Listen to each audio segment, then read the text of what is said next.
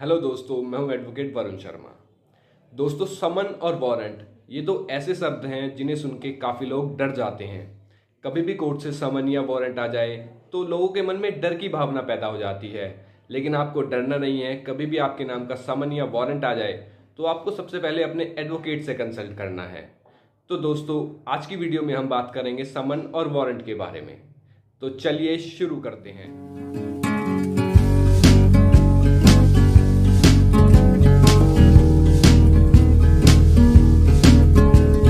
Court में जब कोई पीड़ित व्यक्ति केस दायर करता है, तब कोर्ट केस की सुनवाई के लिए प्रतिवादी को कोर्ट में उपस्थित होने के लिए एक लीगल नोटिस जारी करती है। इस लीगल नोटिस को समन कहा जाता है। समन केस से जुड़े हर व्यक्ति को भेजा जा सकता है जो उस केस से संबंधित है। इन व्यक्तियों में प्रतिवादी, गवाह या जिनके पास कोई सबूत है या कोई जानकारी या दस्तावेज हो, ऐसे लोगों को कोर्ट समन भेजती है। समन हमेशा दो कॉपियों में होता है। यह प्लूरल होता है, इसलिए इसे समन नहीं बल्कि समन्स कहा जाता है। जिस व्यक्ति को समन जारी किया जाता है उसे कोर्ट में एक निश्चित तारीख को उपस्थित होने का निर्देश दिया जाता है। समन में उसे जारी करने वाले न्यायिक अधिकारी के साइन और मोहर लगी होती है। सीआरपीसी के सेक्शन 64 और सीपीसी के ऑर्डर 5 रूल 17 के तहत कई बार समन को संबंधित व्यक्ति के घर चिपका दिया जाता है। ऐसा उस स्थिति में किया जाता है जब संबंधित व्यक्ति घर पर ना हो और घर में ताला लगा रहता है या वह व्यक्ति समन की तामील से बचने की कोशिश कर रहा हो। समन पाने वाले व्यक्ति को समन में दी गई तारीख को कोर्ट में उपस्थित होना अनिवार्य होता है। समन का उल्लंघन करने पर उस व्यक्ति के विरुद्ध कानूनी कार्रवाई की जा सकती है और उसकी गिरफ्तारी के लिए वारंट भी जारी किया जा सकता है। एक समन जारी किए जाने की तारीख से कोर्ट में उपस्थित होने की तारीख तक वैध होता है। इस अवधि के बाद समन अमान्य हो जाता है।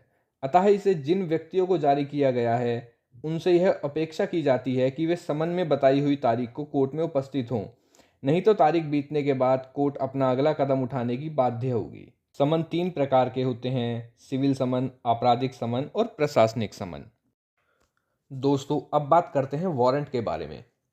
समन की अवहेलना करने पर, अर्थात समन मिलने के बाद भी यदि वह व्यक्ति कोर्ट में हाजिर नहीं होता है तो कोर्ट उस व्यक्ति के खिलाफ गिरफ्तारी के लिए संबंधित पुलिस अधिकारी को एक आदेश जारी करती है। आदेश उस व्यक्ति को गिरफ्तार करने का। इसी आदेश पत्र को वारंट कहा जाता है।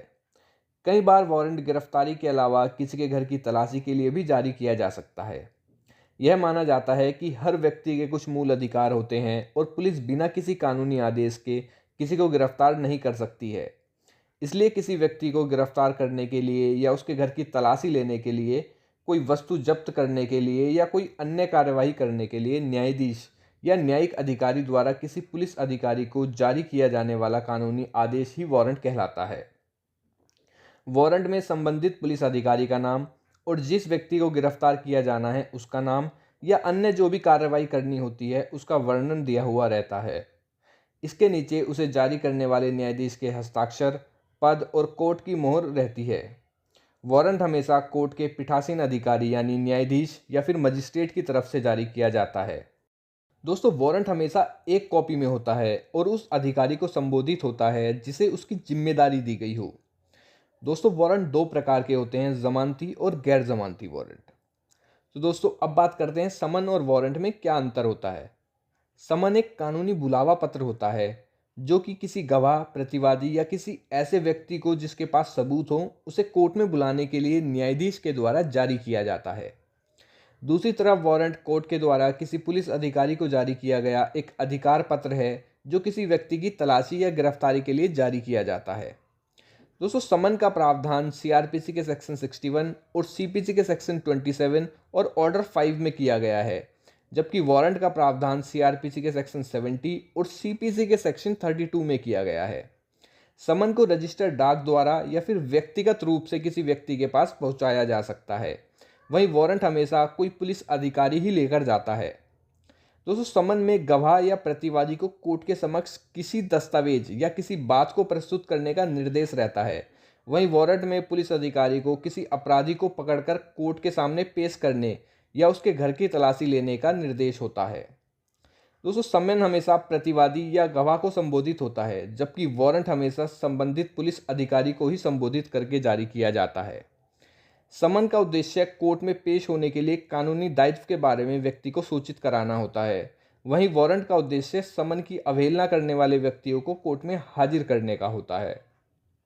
दोस्तों, समन हमेशा 2 कॉपियों में होता है, जिसमें जारी करने वाले अधिकारी के साइन और मोहर होती है, जबकि वारंट हमेशा 1 कॉपी में होता है। इसमें भी जारी करने वाले अधिकारी के साइन और कोर्ट की मोहर होती है।